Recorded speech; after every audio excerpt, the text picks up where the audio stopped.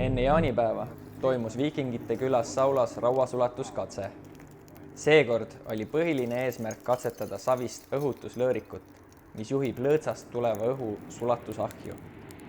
Harjumaal toimuva eksperimendi käigus katsetasime kohalikku toorainet. Rauamaak oli korjatud Näkiallikalt Kuusalu lähedalt ja savi Vahetüki külast Kõue kandist. Savi omaduste järgi proovimiseks tegin Tartus põletuskatsed ja nende järgi võis öelda, et veel 1220 kraadi juures ei hakanud savi sulama. Ahju parandamiseks kasutasime ka Aseri kaevanduse savi. Rauasulatus algas ahju ehitamisega. Ahju põhja paigutasime kivi, mis hiljem aitab ahjus orienteeruda, kui rauatoorikut on vaja välja võtta. Ahju põhi vooderdati liivaga segatud saviga. Selle ümber paigutati poolkaares kivid, mis aitab vajamineva savi pealt kokku hoida ja toetab ka ahju. Lõõrik paigutati ahju nurga all, nii et see puhuks ahju põhja. Savi sisse pandi ka 2 pulka. Need eemaldati alles siis, kui ahjust oli tarvis šlakki välja lasta. Pulgad ei ulatunud päris ahju sisse välja. Viimasest savikoorikust pidi end raudvardaga läbi raiuma. Edasi kasutati ahju ehituseks liiva ja põhuga segatud savi, millest vooliti pikad vorstid. Ahju sisemine läbimõõt oli läbivalt umbes 30 centimeetrit ja sisemiseks kõrguseks sai 80 centimeetrit. Koos ahju ehitamisega toimus ka rauamaagi röstimine. Selleks tegime lähedal asuvasse lohku suure tule, viskasime sinna väiksemaks purustatud maagi ja lisasime küttepuid juurde. Järgmisel hommikul, kui lõke oli maha jahtunud, sai maagi sealt välja korjata. Ahju kuivatamiseks ja soojendamiseks tegime sinna lõkke, mis esialgu oli tagasihoidlik, kuid mida järk-järgult suurendasime. Selle peale tekkisid ahju välispinnale kiiresti kuivamiseks praod, mida sai hakata parandama märja saviga. See on üldjuhul tavaline, et ahi hakkab pragunema, kui just pole aega lasta ahjul nädal aega õhu käes kuivada. Kui ahi oli üles soojendatud, siis esimesena täitsime ahju täies ulatuses puusöega. Ka seda tuleb teha järk-järgult ja veenduda, et lisatud puusüsi on ühtlaselt põlema läinud. Kui puusüsi hakkas alla vajuma, siis hakkasime maaki ja puusütt vaheldumisi lisama. Maaki ja puusütt lisasime rauast pajaga ja eesmärk oli mõlemat lisada kaalu järgi sama palju. See tähendab, et truumala poolest lisati 1 osa maagi kohta umbes 8 osa süüki. Oleme siis rauasulatuskatse umbes poole peal. Me oleme 1,5 tundi praegu maagi esimesest sissepanekust siis korralikult õhku peale andnud. Oleme 1 korra välja lasknud ahjust šlakki ja võib-olla varsti teeme seda uuesti. Esimene šlakk tuli siis umbes tund ja ütleme 15 minutit veel peale. Ja praegu kulgeb kõik plaanipäraselt. Sa võid näidata praegu seda ülejäänud tööd ka, et kasutame siis tavalist grillsütt, mida peab peenestama. Ahju parandamiseks kas paned Aseri ja Vahetüki segamini praegu või? Savi ja maak siis on ära purustatud ja röstitud ja tundub väga õige.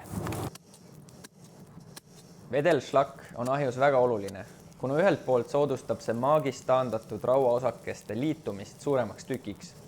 Teisalt ei tohi šlakk liiga kõrgel temperatuuril hanguma hakata, sest see peatab ahjus toimuva protsessi ja hakkab õhu sissevoolu ummistama.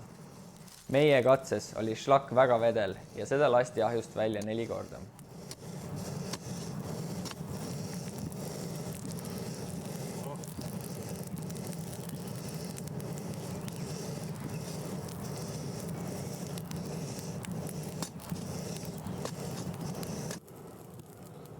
Umbes 4 tundi peale esimese maagi lisamist pandi ahju viimane maak. Sellele lisati veel 3 pajatäit puusütt. Selleks ajaks oli ahjust läbi käinud ligikaudu 22 kilogrammi rauamaaki ja umbes 35 kilogrammi sütt. Ahjust lasti madalamale ehitatud šlakiaugust välja viimane šlakk.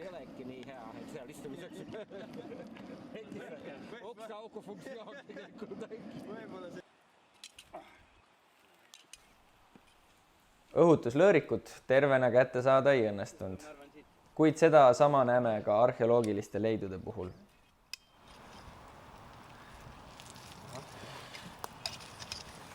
Tagantjärele tarkusena oleks olnud mõistlikum rohkem puusütte ära põletada, enne kui me ahju avasime. Kuule, kust need kingad jäi? Mina siiski hoian. See asi. Esialgu oli raud ahju põhjas kinni, kuid see õnnestus sealt kätte saada. Nii, võtame. Ma võtan ise. Sul on king. Peal on šlakk, vaata.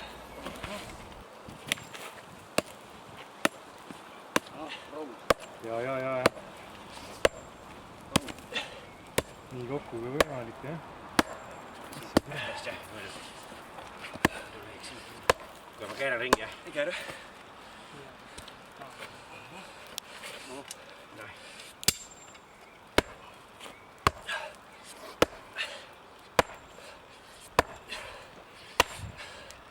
Proovime külje peale ka. Või ei ole mõtet? Kuigi ma kardan, Pudeneb laiali. Siit saab äkki seda. Raua esimene sepistamine läks väga hästi ja tükk püsis hästi koos. Kui oleks eesmärk kohe toorraud kangideks sepistada, siis oleks ahju kõrvale vaja ehitada väliääs, et saaks ahjust võetud rauda korduvalt üles kuumutada. Kokkuvõttes oli tegemist seni edukaima eksperimendiga. Kõik toimus kontrollitult ja plaanipäraselt. Ahjust saadi 3,2 kilogrammi rauda, mis teeb saagiseks umbes 15%. Edasised uuringud rauast näitavad, mis on selle süsiniku ja fosfori sisaldus. Kui praegu on kuum, oleks tore teda kohe peksta.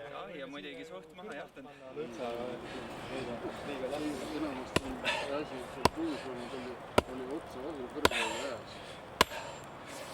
Kohe saab panna sinna. Kas meil mingit vana kirvest on? Teeme pooleks.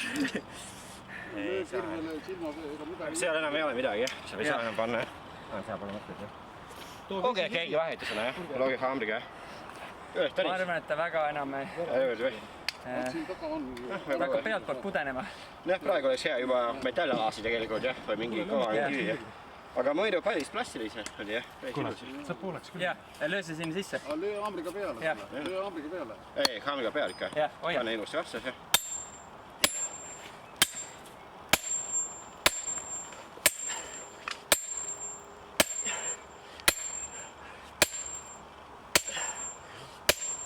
Aidab küll. See tundub nagu päris ilus tundub, jah? Teiselt ka. Ei, teiselt poolt. Me ei saa ju pihta. Me võime proovida. Tera sisse lüüa. Võta Äkki läheb? tervasse ülevat sama ära lihtsalt. Ära pooleks lööda. Vaatad, jah?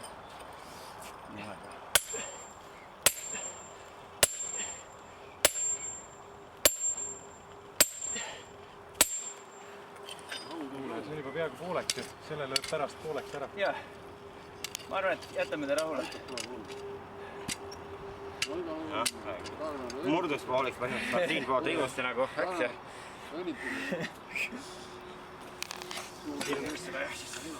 See on vinge asi. Läks, väga hea. Meil oli lihtsalt mõte, et poolest võiks midagi teha ja pool jätta alles, et praegu on lihtsam. Pooleks saada. Võtame laua peal parem mitte. Jah. Las ta jahub rahulikult.